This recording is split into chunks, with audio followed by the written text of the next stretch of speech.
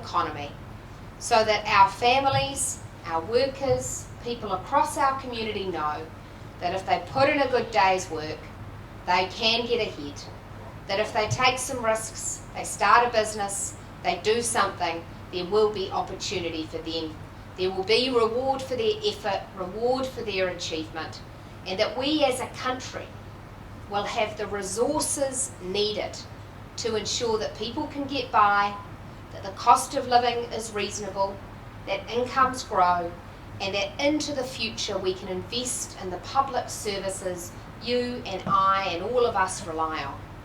That's why a strong economy matters. It is the foundation of all of those aspirations that we share.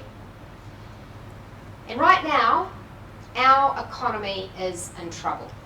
I'm conscious as I enter this part of the speech that my track record in the past 24 hours of getting the words perfect hasn't been 100%. And I hear you giggling, so I'll tell the story for those of you who haven't heard it yet, which is what we've been learning in recent weeks is that it's not just that our economy has been in recession, that inflation and the cost of living is really high, absolutely pummeling people.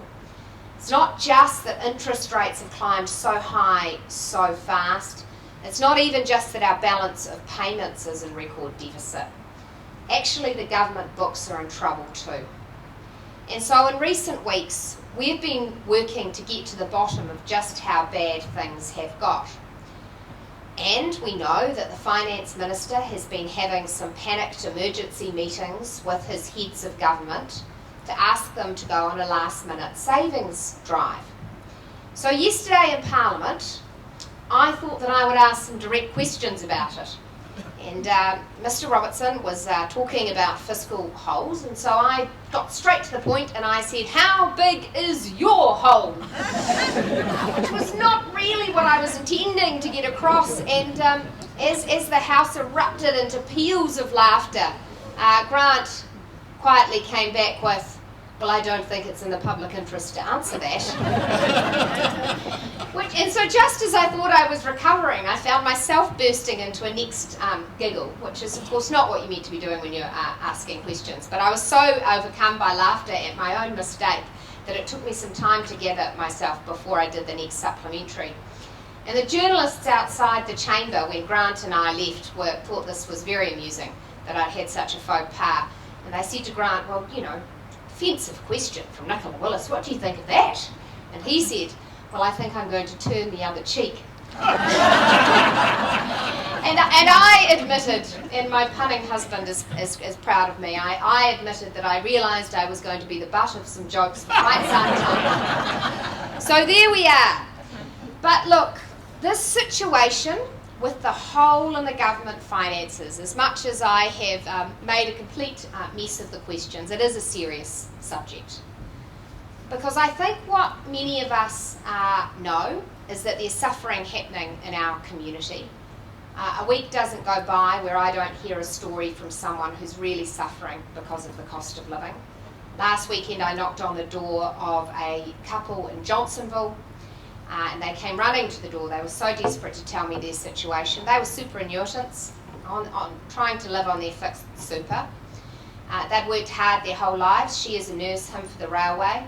They'd done everything right, raised their kids, paid off their mortgage, and they said, "Look, we just can't make ends meet each fortnight." They said to me, "Nicola, we haven't had a holiday in 3 years, and by that we mean we haven't even gone away for a weekend to see our grandkids because there isn't the money to do it." And they said, "We're having to dip into our savings just to pay for the basics." And I know that their story is one of hundreds of thousands across the country. I've spoken to mothers who tell me about the shame they feel because they've had to cancel their children's extracurricular activities because there's not the money to pay for them. I think of the young couple I know who bought their first home a couple of years ago. Good on them, hard to do in this elevated housing market. They scrimped and they saved to make that deposit. And when they bought that home, their interest rate was 2.6%. Refix their mortgage this year, that mortgage rate is more like 6.7%. And the difference between those two things is hundreds of dollars every fortnight. And that is tough. So people are doing it tough. And we know broadly what has caused this. When we've had economies around the world, and particularly in New Zealand, that printed a lot of money, borrowed a lot of money, spent a lot of money, it has driven inflation into a terrible place. And we have to put a lid back on it. But I don't think people have fully appreciated the scale of the spending that has gone on by government. So in order for you to understand it, I want you to think about these two numbers. In 2019, before COVID came to New Zealand, our country had net government debt of $5.4 billion. That was how much net the government owed the world. Today, as I stand here, that figure, government net debt, $71 billion. And I share that number with you. I know that there is a place for borrowing. Of course there is. Sometimes we borrow for productive assets, for infrastructure. We borrow to make sure we can look after people in hard times. The question I ask you is this. Given the scale of the spending that New Zealand has embarked on in recent years, what do we have to show for it? And on an annual basis, we are now spending 80% more than we were when Labour came to office. So the question you have to ask yourself is, which of the public services that you use are 80% better? Because I've talked to Penny about the situation at Invercargill Hospital, and I don't think anyone's arguing it's 80% better.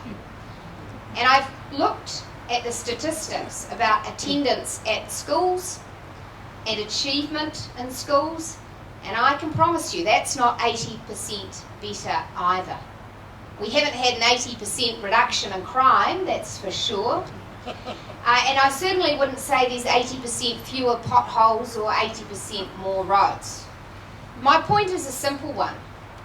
It is one thing to spend money, it is quite another thing to deliver results for it. And we have had a government that's been very good at talking the talk and making the promises, and I think has had good intentions, but has lacked the capacity and the focus and the skill to drive results. And so the first commitment that a national government will make to you is that we are going to be more careful with taxpayers' money. We're going to drive accountability, set clear targets, measure performance, and hold ministers and agencies accountable for results. That's what Chris Luxon will do, and that's what you have a right to expect. With that, we're going to have to tidy up the books. And I'll tell you where we're going to start. We're going to start by stopping some of the waste that is occurring across government.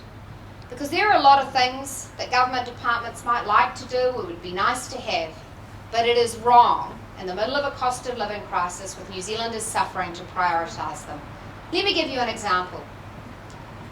Do you think it's the right thing this year, when there are families who can't pay for the groceries, people who have to give groceries back at the checkout aisle because the number on the till is so high, that the IRD has embarked on a $30 million refurbishing and redecorating exercise of their offices? $30 million. Do you think it's right that this year, not content with having 14,000 more core public servants in the back office, the government intends to spend $1.8 billion on consultants? You know, let me give you an example of what the consultants get up to. Michael Wood, remember him? I won't remind you 16 times. Well, he liked the idea of building a cycle bridge over Auckland Harbour. Now, if I were him and I wanted to find out if that was a good idea, I would have gone to a group of Aucklanders and said, what do you think? Cycle bridge over the harbour? And they would have said, no. But instead of doing that, he spent $51 million on consultancy reports to come up with the same conclusion. My point is this. We've had a government that hasn't been accountable enough for the way the dollars and the cents are looked after, and we need to get back to that. We need to get back to treating taxpayers' money as carefully as you treat yours. Second thing we have to do is we have to give some tax relief to working people. Because actually, while wages have grown in nominal terms, prices have grown faster. And so people haven't been getting ahead, but they have been pushed into higher tax brackets. They are paying more tax than they used to. The share of the economy that is now taken up in tax is higher than it's been in many, many years. So National believes at a principled level that people should be able to keep more of what they earn. We're going to adjust tax brackets to address some of that inflation. Now, our tax reductions will be modest, they will be affordable. For someone on the average wage, they will benefit about $1,000 a year. Now, these income tax reductions, as I've said, they're not going to make anyone rich. The most anyone will get out of our tax reduction package is $1,043 a year. But the message tax reduction sends is important, which is if you take a promotion, if you work an extra hour, you deserve to keep more of the extra that you earn, and our government will ensure you do. We also want to help young families out at that stage of life that's really tough.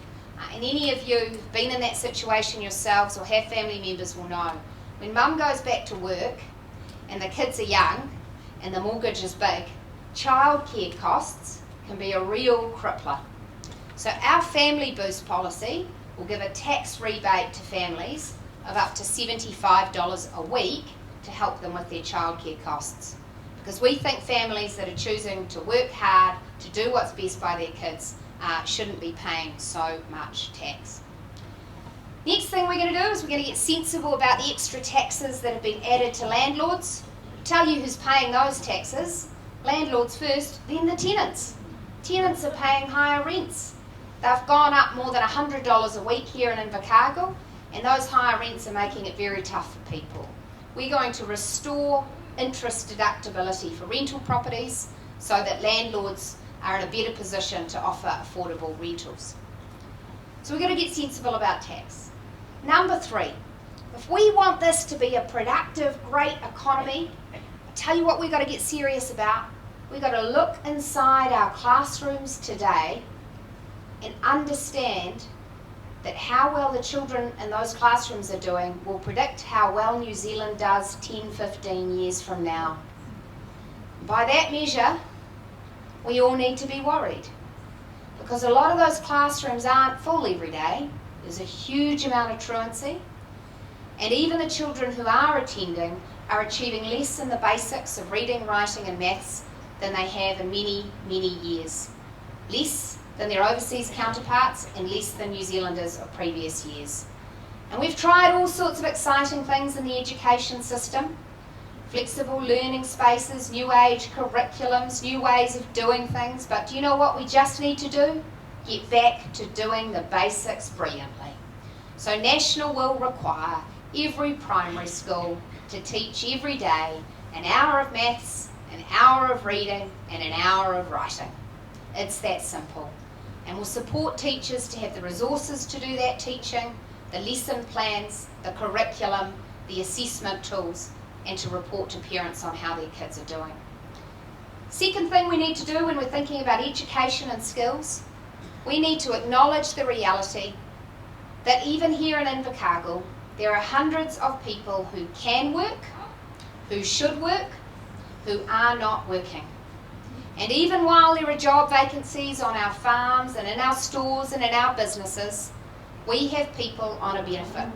Across the country, tens of thousands more people are on a job seeker benefit today than when Labor came to office.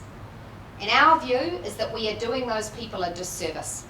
So National's Welfare That Works policy will start with young unemployed people, because we know that if you're young and you spend more than a year on the benefit, statistically, you're going to spend many, many more years out of work. So we're going to throw the support at those young unemployed people. We're going to get in there, give them a job coach. We're going to work out what's stopping them getting a job. Do they need a driver's license? We'll help them with that. Actually, do they need a bit of reading help? We'll give them help with that. Is it that they need some counselling, that they've had problems in their life? We will help them with that. But here's the thing. We'll give all the help, but in return, we will expect some responsibility.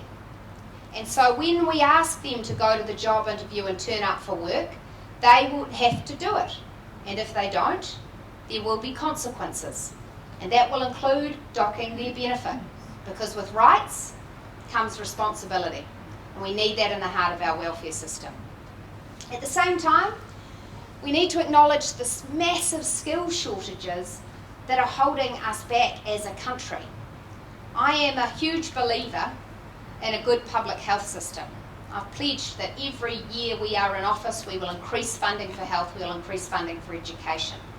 But I know it doesn't matter how many dollars we pour in if we don't have enough nurses and doctors to do the health care. And today we are 4,800 nurses short.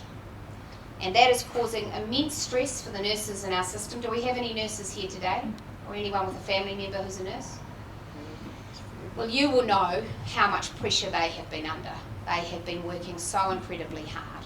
And so I despair of the fact that the government took so long to welcome qualified nurses from overseas. They should have been put on that green immigration list a lot sooner. That would have made a big difference. And National will be sensible about attracting nurses from overseas. So I'm going to come to, there's 2 more bits to the plan, but the next bit is we have to train more of our own, absolutely. But the problem I have is I don't want to be training nurses in our universities and polytechs if the only thing they do is jump on a plane and go to Sydney. So here's the plan.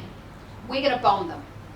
If graduate nurses agree to stay here in New Zealand for 5 years, our government will pay off their student loans $4,500 for every year they stay.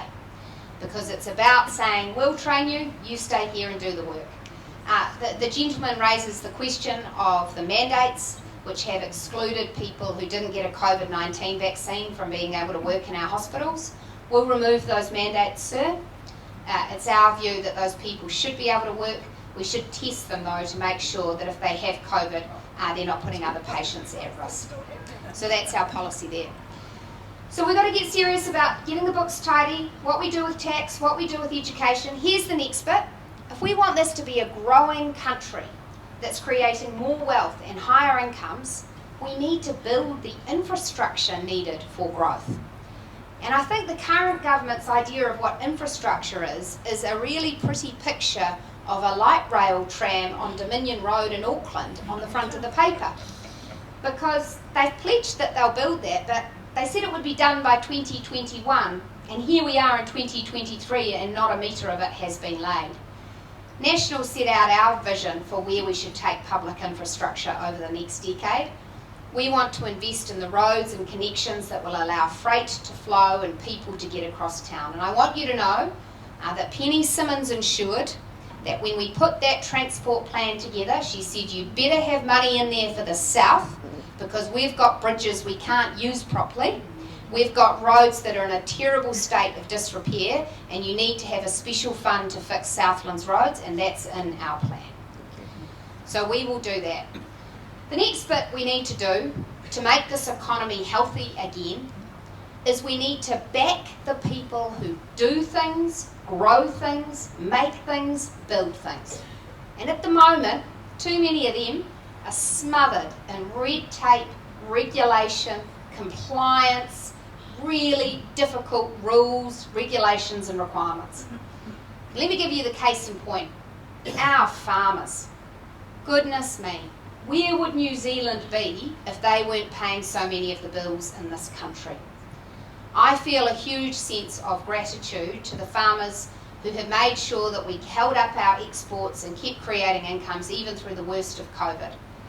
And I look out at the world and I see a world that is crying out for food security, and I'm proud that here in New Zealand our farmers create enough food to feed 40 million people around the world.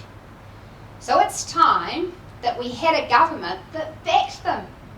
Instead of going to war with them and blaming them for every problem, let's work alongside our farmers. So National's put forward our Get Back to Farming plan that will remove 19 areas of ugly government policy that's got in their way, that has made them have to spend endless hours in their sheds at their kitchen tables working out how they're going to make the latest regulation work. It's not smart, it's getting in the way of productive growth for New Zealand. Let me give you another example, and that is the rules and regulations we've created in the Resource Management Act. I know there's been recently a wonderful aquaculture development that was meant to go ahead down here, rejected because of something in the Resource Management Act. Why are we saying no to development and growth? We have to get smarter about that.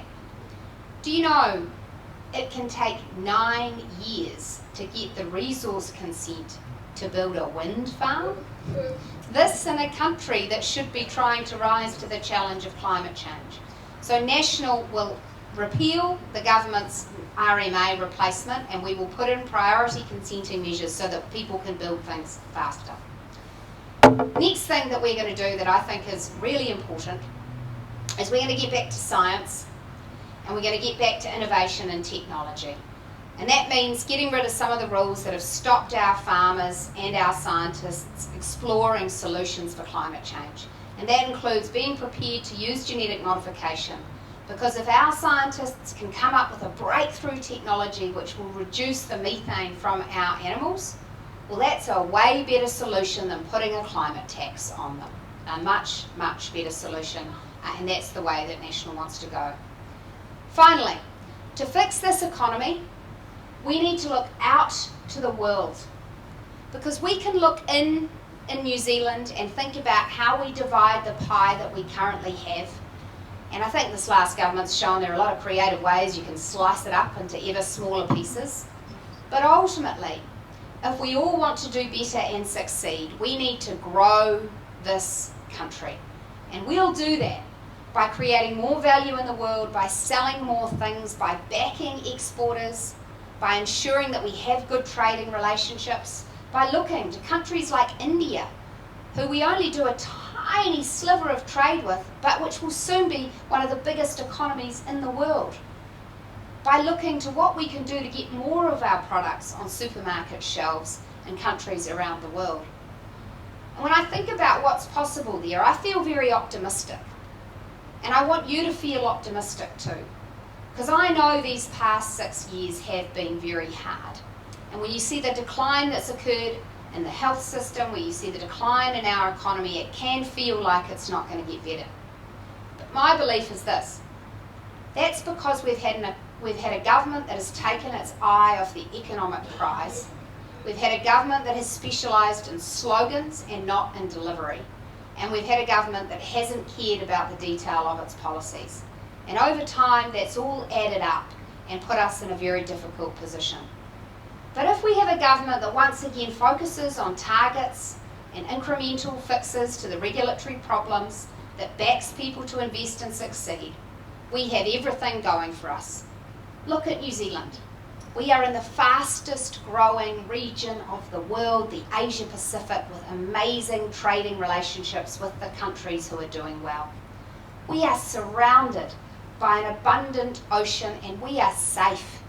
Where other countries are worried about border disputes and whether or not they have enough land to grow things, we are blessed with huge amounts of natural resources, and we're an independent foreign policy player. We're a country with smart, capable people, and a democracy that works really well. A democracy that allows the National to go out and fight for every vote this election, and for me to say the wrong thing in Parliament and get away with it. We are a country with, I believe, communities and families that support each other. So we have what it takes to be better, but right now we've gone off track. We are in the wrong direction. And if you don't like the way it's going, I make this simple plea, which is if you do the same thing again, you'll get the same result. This Labour Party isn't getting any better. In fact, I'd say over the last few weeks it's got quite a bit worse. You add in the mix of the Greens and Te Pāti Māori, you've got chaos on your hands. The alternative path is one with a national government that restores the values that New Zealand needs and puts pragmatic, sensible policies in place. So at this election, don't just vote for yourself, but do that as well. But vote for the country that this can be, our potential, the opportunities that face us, and give your party vote to National. Thank you for your time.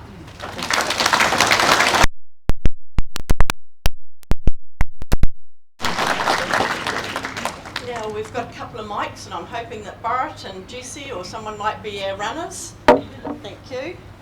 Thanks, Wendy.